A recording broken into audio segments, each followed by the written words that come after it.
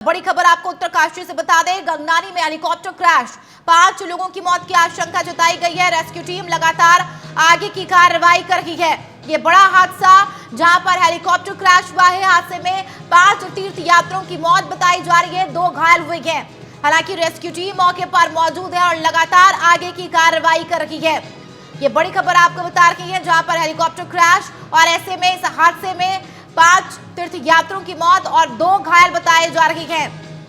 Rescue team लगातार जो है वहां पर रेस्क्यू ऑपरेशन चला रही है। ये बड़ी खबर बता रहे हैं आपको उत्तरकाशी से, जहां पर हेलीकॉप्टर क्रैश हुआ और बताया जा रहा है कि तकरीबन 5 तीर्थ यात्रियों की मौत हुई है। इस हादसे में 2 घायल बताए जा रहे हैं। वहां पर रेस्क्यू टीम की मौजूदगी है और लगातार जो है रेस्क्यू ऑपरेशन जारी है।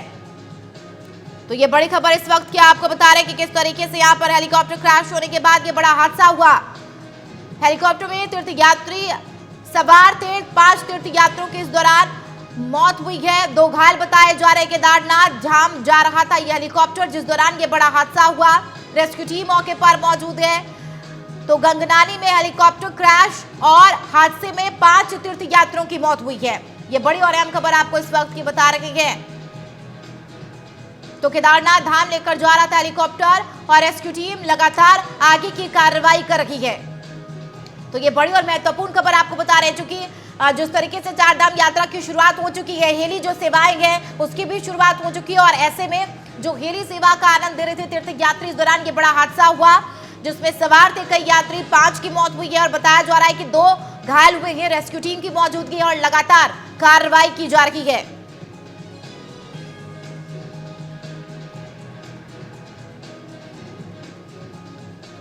बड़ी खबर आपको बता रहे हैं इस वक्त की तीर्थ यात्रियों को लेकर उड़ान भरी थी। तस्वीरें आप टीवी स्क्रीन पर देख सकते हैं किस तरीके से हेलीकॉप्टर जो है क्रैश हुआ, क्षतिग्रस्त हुआ है और क्रैश होकर जो है वहां पर गिरा है, जिसके बाद वहां पर रेस्क्यू टीम मौजूद है। लगातार जो रेस्क्यू ऑपरेशन है वो जारी है।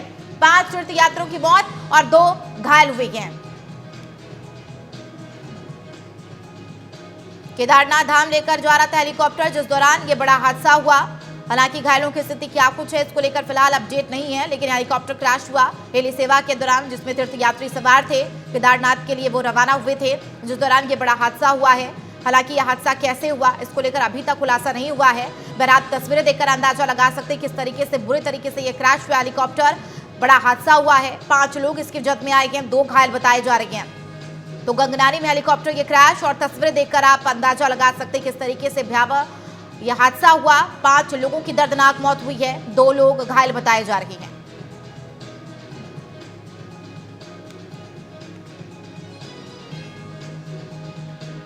तो ये बड़ी खबर आपको बता रहे हैं इस वक्त की। तस्वीरें देखिए आप किस तरीके से 4 धाम यात्रा की शुरुआत में हेली सेवाओं की शुरुआत हुई, जिस दौरान ये बड़ा हादसा हुआ। जितेंद्र संवाददाता फोन लाइन पर हमारे साथ हैं। जितेंद्र, जिस तरीके से तीर्थ यात्रियों की मौत हुई है, फिलहाल इस पूरे मामले को लेकर अपडेट बताएं जितेंद्र।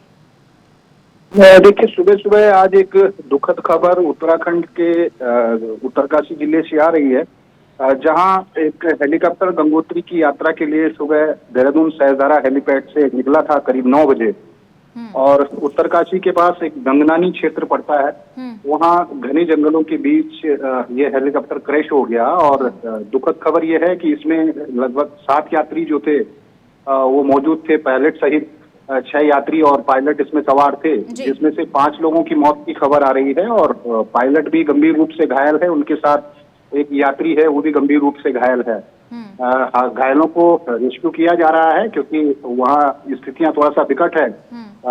सड़क मार्ग से जंगल की तरफ ये हेलीकॉप्टर गिरा है, वहां से सड़क मार्ग तक दोनों घायलों को रेस्क्यू करना है, उसके बाद उनको उपचार के लिए अस्पताल पहुंचाना है।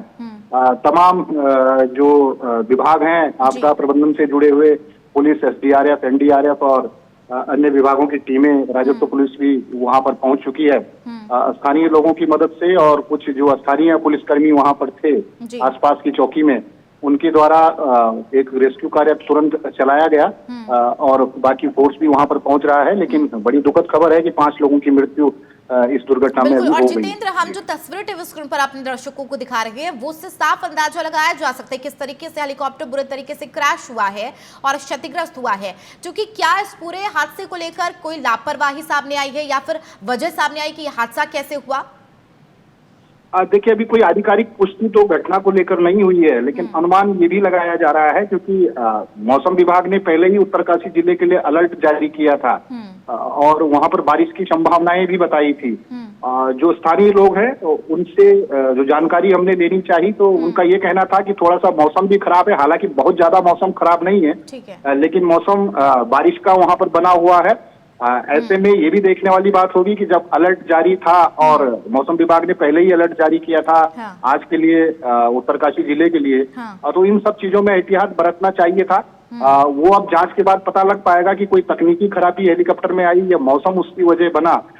ये तमाम चीजें अभी कयास ही इन पर लगाए जा सकते हैं जब तक इसकी आधिकारिक पुष्टि नहीं हो जाती, लेकिन बड़ी दुखद घटना है और इन सब चीजों की कुछ देर बाद पुष्टि हो पाएगी कि आखिर ये दुर्घटना कैसे घटी। ठीक है, चूंकि जितेंद्र, चारधाम यात्रा की शुरुआत हो चुकी है, हेली सेवा का जो तीर्थ यात्री है वो आनंद ले रही है, ऐसे में ये हादसा होना जाहिर सी बात है, कई सवाल इस पर उठते हुए नजर आ रही हैं। क्या किसी तरीके की एडवाइजरी इसको लेकर जारी की गई है? क्या हेली जो सेवा है थोड़ी देर के लिए स्थगित की जाएगी या फिर ऐसे ही सुचारू रहेगी? देखिए, तमाम जो नॉर्म्स होते हैं उनको फॉलो करना हेली कंपनियों का भी दायित्व बनता है और स्थानीय प्रशासन का भी दायित्व बनता है कि कड़ाई से सख्ती से उनका पालन करवाए। जहां तक मैं ये कह सकता हूं कि जब अलर्ट जारी हो, जिस जिले में बारिश का अलर्ट जारी हो, तो हेली कंपनियों को भी बचना चाहिए कि वो अपनी उड़ानों को वहां पर रोकें, क्योंकि उच्च हिमालयी क्षेत्र है, वहां भौगोलिक परिस्थितियां भी भिन्न है। कई बार ऐसा होता है कि अचानक से वहां पर बादल आ जाते हैं या बरसात आ जाती है। तो अगर देहरादून में मौसम साफ है और यहाँ से हेलीकॉप्टर यात्रियों को लेके उड़ रहा है तो उनको वहां के मौसम की भी जानकारी रखनी चाहिए कि वहाँ स्थिति अभी वर्तमान में क्या है, और खास तौर पर तब जब मौसम विभाग ने आप पहले ही अलर्ट जारी कर रखा हो और खासतौर पर उत्तरकाशी जिले के लिए अलर्ट जारी किया गया था। तो ऐसे में मुझे लगता है कि ये भी एक जांच का विषय होना चाहिए कि ऐसी स्थितियों में आखिर कैसे प्राइवेट हेली जो कंपनियां हैं वो कुछ पैसों के लिए ऐसा रिस्क ले लेती है कि खराब मौसम के चलते भी अपने हेलीकॉप्टर को उड़ा देते हैं, यात्रियों की जान जोखिम में चली जाती है। जरूर इस पर शासन प्रशासन ध्यान देगा क्योंकि ये भी जांच का विषय है, लेकिन अभी ये कुछ कह पाना मुश्किल है। पहले से एडवाइजरी या फिर क्या पहले से निर्देश नहीं दिए जाते हैं कि मौसम में किस तरीके का बदलाव होगा, इसको लेकर जो है हेली सेवा की शुरुआत कब किया जाए, आज बंद रखा जाए, ऐसी क्या कोई जानकारी पहले से नहीं दी जाती है? देखिए, एहतियात बरतने की जानकारी मौसम विभाग पहले ही देता है और मौसम विभाग जब अलर्ट जारी करता है तो अलर्ट का मतलब ही यही होता है कि आप लोग बचे, न कि हेली सेवाएं बल्कि तीर्थ यात्री भी तीर्थ स्थलों पर जाने से बचे, क्योंकि कभी भी वहां पर बारिश के चलते मलबा आ सकता है, रोड ब्लॉक हो सकती है। तो अलर्ट का मतलब ही यही हो सकता है कि आप इन तमाम गतिविधियों से बचे और थोड़ा सा संयम रखें। जब मौसम विभाग फिर मौसम साफ होने की जानकारी दे तो आप अपने यात्रा मार्गों पर जाएं और समय समय पर ये सभी को सूचित कर दिया जाता है।